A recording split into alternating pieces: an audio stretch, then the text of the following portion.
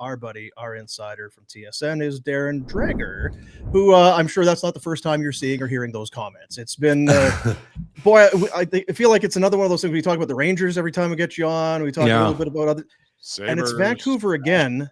Now, it's not like Richardson was just a Canuck. This is going back. This is going back a ways. But we were kind of talking about it. Pinder was saying, if they get things right, it's like, well, Hughes is out and Pettersson is out, and there's still this rift that's in. Now Demko gets hurt last night. It feels like they're chasing their tail, and they're not catching up to it at any point. It's not going well there in Vancouver. Comment from Brad. Yeah, you're right. I mean, that dates back to his time there and his experience, but his experience matters because he was in the room and he gave us an excellent account of what he thought of JT Miller. Loves him. I think we can all appreciate the hockey player that JT Miller is, the character that he is. He's a throwback, right? You want to rewind the clock 20 years ago, 15 years ago, if you want to be that recent. I mean, there's probably 3 or 4 of those guys. Rhett can attest to that in a room or more if you were a deep and experienced team ready to roll. And guys expected to be held accountable, and more often than not, they responded or they were weeded out. In this case, you've got a high-skilled player in Elias Pettersson. Now, the one thing I have heard is, and this might date back to Brad's experience, when he came into the league, he was what you would expect. A high-skilled forward, right? Didn't have man strength, didn't have the mental strength. He was a rookie. He was a kid. He's just trying to find his way and earn a spot full time in the National Hockey League. So the sense that I'm getting now is, and some close are questioning whether or not he has been willing to put in the work and whether or not that stubbornness is now costing him, both in the relationship factor when you look inside that dressing room and on ice as well. Is he physically as strong as you need to be to win the puck battles, to protect the puck, to get net front, to do all the things? So there's a hockey component to this. And then there's the stubbornness side of it that, has been presented to me. So I can appreciate where they're at in Vancouver, but given his contract, it's difficult to pinpoint how this is going to end, because if Elias Pettersson comes off injury and all of a sudden he takes stock and responsibility for his game and he develops very quickly into the player that many expect and believe he can be, well, Vancouver's got a real good piece there, right? If he doesn't, that's a tough contract, fellas. It's a lot of noise there, isn't it? We get wound up and we get excited about stuff and we see it come up in the media. But it was a couple weeks ago. It was Petey. You guys, all you want to do is talk about Petey. And true, it was not a very good look. The Vancouver Canucks are into round 2 of the playoffs, and he's kind of moping around. And meanwhile, the rest of the team is like they're playing great. They're possibly headed to the Western Conference Final. And then Alvin makes comments earlier this week. Maybe it comes around, but it has all the makings of a young player needs a new setting, got to get out of there and have a fresh start somewhere, doesn't it? Yeah, it does. But the problem is, again, like, not to revisit the Buffalo rumors, going back a few weeks. And by the way, if you watch, Buffalo and Colorado, Bo Byram was sensational in that game. Now they gagged on a 3-0 lead. That's another story. But if we're willing to entertain the possibility of what trade discussions between Vancouver and Buffalo look like back then, not saying that they're still there, and we're willing to consider that Pettersson could have been part of that. Maybe the view of Kevin Adams and management in Buffalo is, okay, well, you want a top player from us, and that's Byram, and you want another player who we're pretty fond of in Dylan Cousins. The problem is we don't look at Elias Pettersson as being a top player. And I mean, in fairness, and that's the messaging, not specific to those guys. I'm just painting this picture in this scenario based on what was wildly speculated on, and the denials coming out of Vancouver at every level were extreme, right? So when you get that level of denial, then you know that you've flicked a nerve, and there's more to it than what's gone on. So we'll see how it all pans out. But look, I mean, Vancouver has to feel like they're in a state of urgency. And, you're looking at Quinn Hughes and the uncertainty as to how long he's going to be out. Is it 2 weeks? Is it 3 weeks? What is it? Hopefully sooner than that, because, he truly is their star. And prior to his injury, Vancouver openly talked about needing a top four defenseman and another forward. So, let's see if they slip and slide here a little bit, then all of a sudden now you look at Patrick Allvin and Jimmy Rutherford and wonder whether or not they're going to do something that maybe they don't love, but they just feel that they need to get done.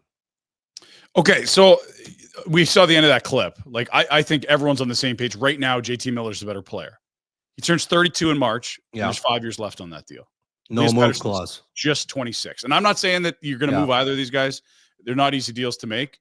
But, like, how would you approach that? Quinn Hughes is not in his twilight. He's got lots of his prime. Right. Do you not have to keep the younger player and make it work? No, you don't. Again, I guess one other element I would throw into the mix here is coaching. You've got Rick Tocchet, who's on a short contract, and I think he's got an option remaining on his contract, right? So if Rick Tocchet is the long-term head coach of the Vancouver Canucks, that's a different conversation for me, because I think that he would love all of his forwards to play the way that JT plays. I mean, you guys saw that firsthand the other night, right? I mean, motivated, he was physical, he was doing everything that you love, because he's that type of player that drags you into the fight. If you can't get Pettersson to, I was going to say, play the way you need him to play, well, you're probably not going to do that if you're Rick Tocchet. But if he's not going to play the way that you need him to play, then he's at least got to contribute offensively on a regular basis. If he's not doing either, well, then the birth certificate doesn't matter to me. And in JT Miller's case, I don't have Pettersson's contract in front of me, but I know that Miller, because just coming out of the freeze, there was another wave of speculation around JT Miller. So you poke around, you check in, and Miller, of course, has the no move clause. And to date, he has not been asked to consider moving. And I think he likes Vancouver. So it could come down to he versus he, and let's see how it all plays out in the near future. Yeah, and also Pettersson has the full no move. So there you go. Yeah, it's a lot left for both of those guys. For JT Miller, it's his expires at the end of the 29-30 season. He's making $8 million, and Pettersson's, he's a big money guy already. He's making 11.6. But that's maybe how you get franchise centers. It's not often teams get disgruntled and their GM is out there in the open talking about, maybe there's a trade. We'll have to see. Well, and I'm never going to question Jimmy Rutherford or, in this case, the general manager in Patrick Allvin, because he's being mentored by Jimmy. Normally a deal like this, if we're talking about Pettersson, would happen in the offseason where you've got more flexibility. Now, again, because of the no move clause, if they get to that place where they decide they're going to try and trade him, he's not going anywhere he doesn't want to go. He's not going for the sake of change. I can't imagine that the issue, if there is still an issue with JT Miller, is so extreme that he's like, just get me out of here and put me wherever. That doesn't feel right. But you do have more flexibility and more options when you get into the off season. So time all around on this file. Okay, can we wade into the disaster that was a second consecutive fifth place finish for Canada at the World Juniors, a tournament where they had more first round picks available for them to take to the tournament than anyone else, a tournament where we used to expect it was gold or bust, and a tournament where they had very, very highly criticized roster build, coaching staff. Like, what's the aftermath today that you see, Dregs? Well, significant. If we lean even a little bit on social media, some of it is just downright nasty.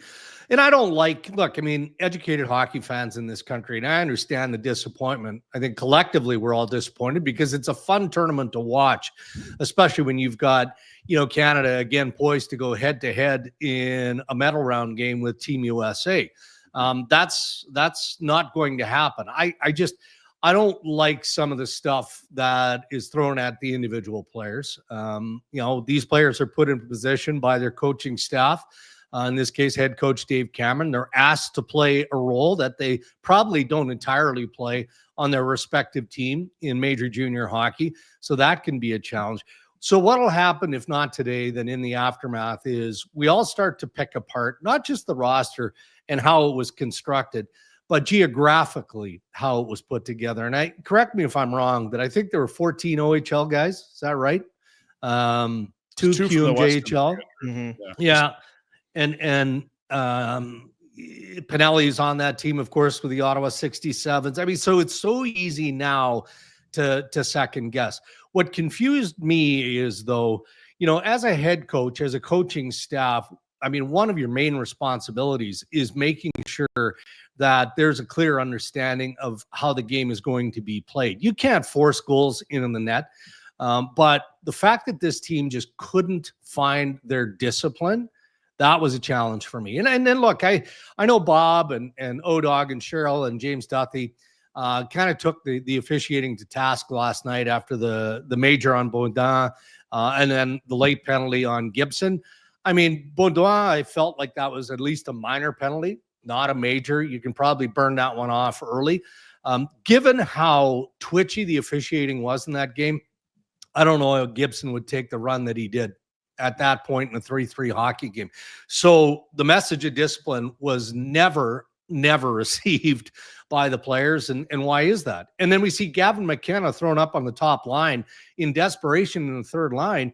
And he was the best player on the ice for a limited point of time. So yeah, there's a ton of second guessing. And guys, it'll get amplified 1,000-fold now if Canada doesn't do well at the Four Nations face-off, because even though the two aren't connected, they certainly do travel under the brand of Hockey Canada, and everyone will be questioned at that point. Is it just so, sorry, Ryan, do you want to go? I just want to say to Dave Cameron, if you got something on the coaching, hit it, Rhett. It was mine was a bit of both. So is the criticism of the team the coaching staff, and the message they were trying to put out? Is the criticism of the team how they pick the players, and why do they do that way? Why is it allowed? Like I criticize it because I think Hockey Canada goes about and just does whatever the hell they want, and they don't really feel like they've got to answer to things, right? Which is fine. But it's a very odd way of doing business, and I don't know why. But that's what I was going to say. You don't always win either. No, that's fine. You don't always win. Like, so that's fine. But they do it too often where it's like, we'll do what we want. We don't have to answer to you. I mean, you can go back to the first Olympics in Japan and stuff. Like, there's always these odd, what the F is going on? Yeah, I'm with you. And, it's impossible not to look at the coaching staff and apply some level of blame when you look at the roster based on how heavily influenced it was to the East. Right. But then I think of the men who are involved in the decision making of that roster, and guys that we're very familiar with: Brent Seabrook, Scotty Walker, Al Murray's been around for a bazillion years. What I don't know is, at the end of the day, who ultimately makes those calls, right? When you're leaving Zane Parekh and Carter Yakimchuk. At least again, I mean, there was a health issue that aligned with him not going. I can understand that. But when you're leaving top drafted players at home, then that pretty much eliminates the margin of error, doesn't it? Yeah. I mean, you've got to be so locked and loaded on this roster and how they're going to play. And for me, that's the most confusing part. Until it was hair on fire desperation in the third period against the Czechs, I don't think that we ever in this tournament saw Canada play with any sort of measured attack. And I went through the preliminary round. This is a head shaker for me. In the 4 preliminary round games that Canada played, Canada did not one time win player of the game. The opposing teams won all 4 player of the game measures. Now, maybe that doesn't mean a whole lot, but isn't that borderline shocking? Not if it's the goalie for the other teams. Yeah. Well, and that's fair because they did run into some terrific goaltending, but come on, given the level of talent that Canada had access to, they had to find a way. And okay, now we're getting into the realm of coaching here. I don't think they were on the ice from December 31st to January 2nd. They didn't practice. How from is the that start of the possible? tournament. They're not tired. practice and they canceled morning skate. Like, what is the job of the coach? If he's saying the discipline's up to the players and they're too tired to practice, like, are you just standing there looking like a thumb? Like, how do you not put teammates together? How do you not put McKenna around talent until you're down 3-1? How do you not, like, even the challenge that was they took more penalties than anyone in the tournament. The worst of them was that bleeping challenge that's clearly not getting overturned by international officials, and yet all the momentum in the world. Like, Dave Cameron's toast. If he gets another job, I'm stunned. And we saw it here. It was brutal. It was the Brouwer play, Troy Brouwer on a bleeping power play. It was disaster. Right. I don't know how this guy has the gig.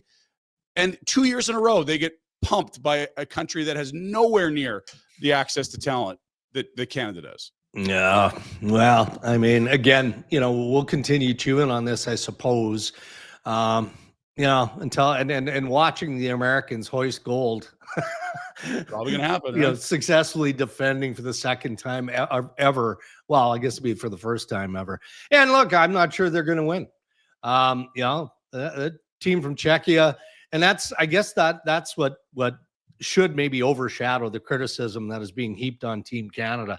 They lost to a better team. I wasn't prepared to call Czechia the underdog going into that one. I wasn't. How can you, based on how inconsistent Team Canada played to the point going into the quarterfinal and the fact that they lost to the same team a year ago? So, now, but I guess what's good, like Team USA has so much swagger.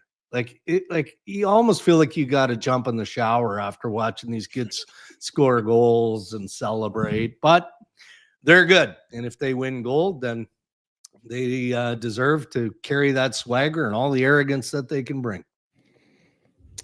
Canada got blown out at the Spangler as well, didn't they, over the holiday? They played about 2 or 3 games there, and then they had to just jet back home. So tough time for the Maple Leaf boys. We need a summit. We need a summit. Yeah. We need a Four Nations all of a sudden, Dean. That'll right all the wrongs. Yeah.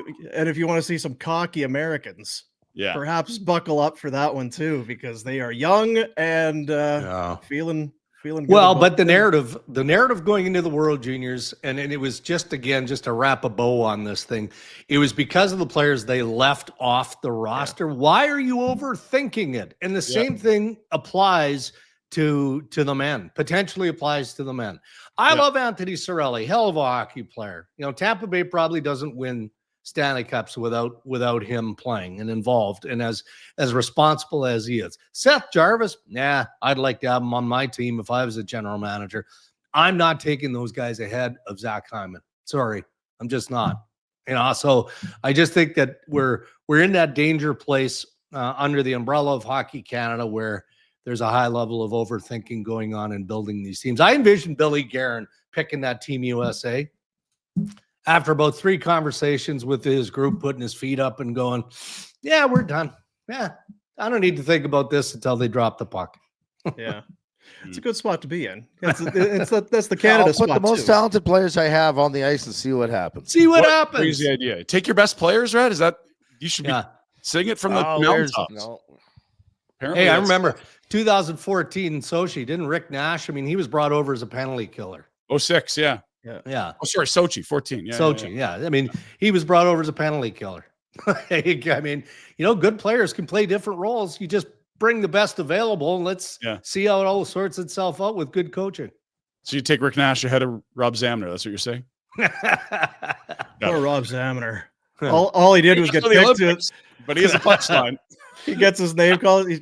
I can't go because if we don't win, if we shit ourselves, I'm gonna hear it's gonna be me. I'm gonna be the guy that missed in the shootout. Not it's gonna be my fault for the rest of time.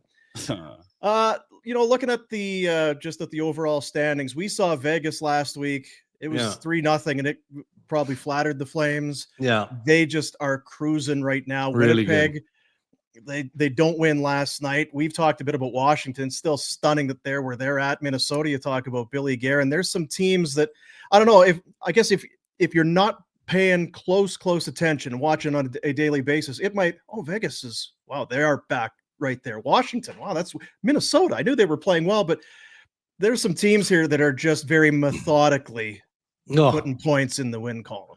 Yeah, and look, if you want to start with Washington, I mean, for me, they're the surprise team of the year, and I guess just because they've been able to maintain it, I want to give some love here. We just kind of beat up the coaching of Team Canada. Give some love to Spencer Carberry, you know, and not because of how balanced that team seems to be. Like, this guy holds his players accountable, but in an acceptable way. Like, he talks to his players on a day-by-day basis, but he also has the history that dates back into the American League with Protas and McMichael and some of these younger pieces that are now NHL ready, and they're ready to be impactful. And they are. Their goaltending is stabilized.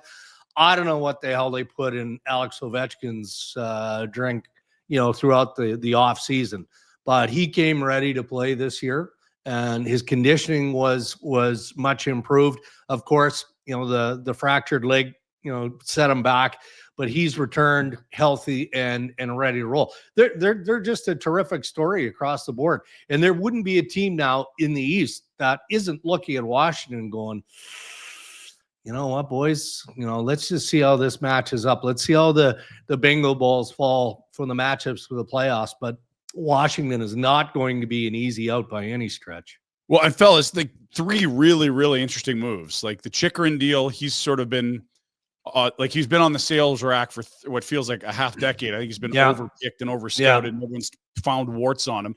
Been great for them. Mangiapane looked lost here last year. It was clearly time for a change of scenery. He's been great for them. But the biggest of them all is Dubois, fellas. He was awful in LA last year, and he's been great there. He has been. He has been. But, you know, you mentioned Chychrun and Dubois. Mangiapane, a little bit different for me. You know, Pierre-Luc Dubois feels like he was running on a runway, right? I mean, didn't work out in Columbus. Then he lands in Winnipeg, and man, they had high hopes for him in Winnipeg. Okay, Kevin Cheveldayoff pulls off what might be one of the best deals of the decade, right? When you look back at that trade made with the Los Angeles Kings. So he goes to LA, fresh start. That's where he wants to be, gets a mega extension, and Todd McClellan wanted no part of Pierre-Luc Dubois. That was abundantly evident.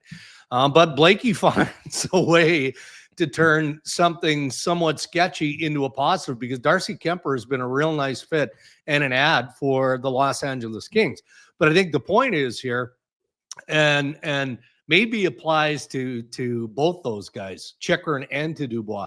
You know, Pierre-Luc Dubois went into Washington knowing he's running out of time. He's running out of time. Contract is what it is. He's going to get every cent of that. Nothing can be done, but he has to figure out what makes him a better all-around player. And again, I'm going back to Spencer Carberry for that. And maybe with Chychrun a little bit as well. The knock on Jake Chychrun always was that if he just had a little bit more bite to him, just a little bit more bite and a little bit more defensive responsibility in him, that the whole game would be a better game than just the game that he wants to play, which is mostly on offense. And I think coaching has done good things for those two young guys. That's crazy too. Just looking at their story in net. This is Washington now. Yeah. Logan Thompson, Charlie Lindgren, they've both started 19 games. Yeah. Their numbers are 918 save percentage, 900. I mean, they're splitting it.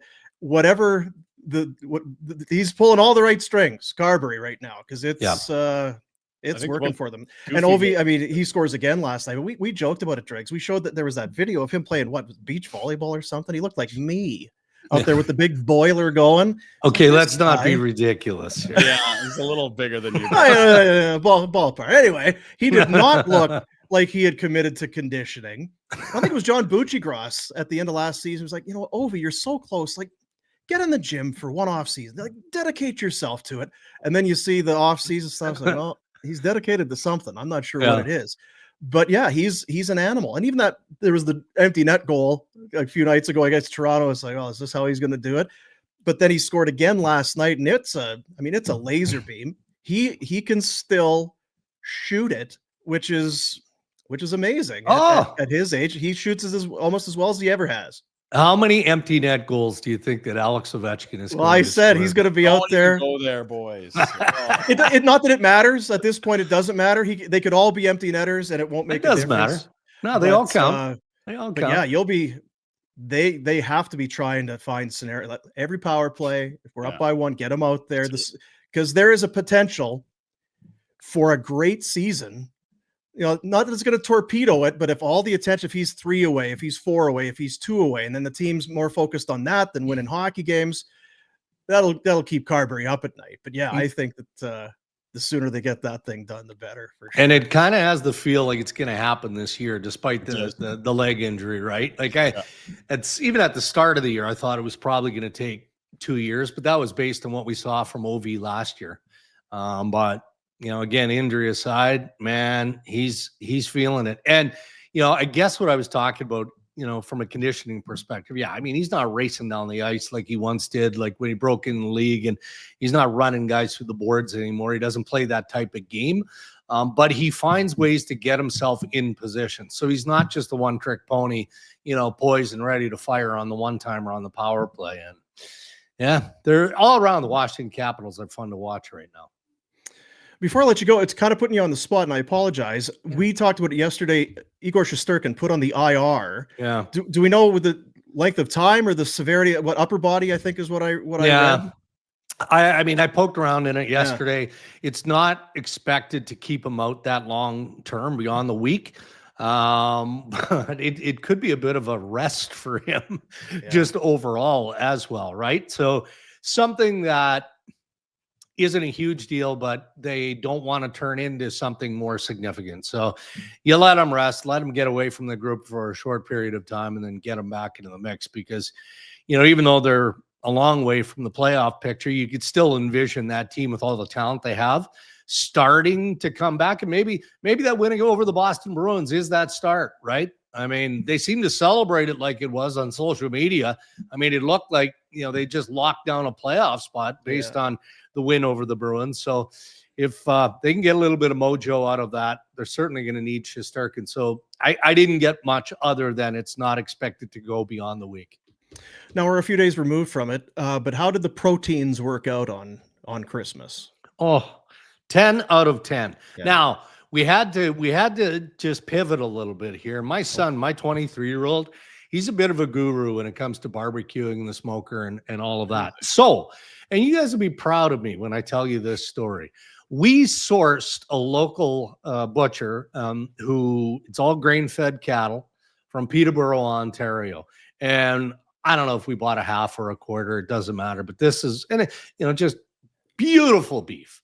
So we went for the brisket and we thawed this thing and we looked at it, and it was the smaller end of the brisket, which is our fault because we didn't ask for the full brisket, right?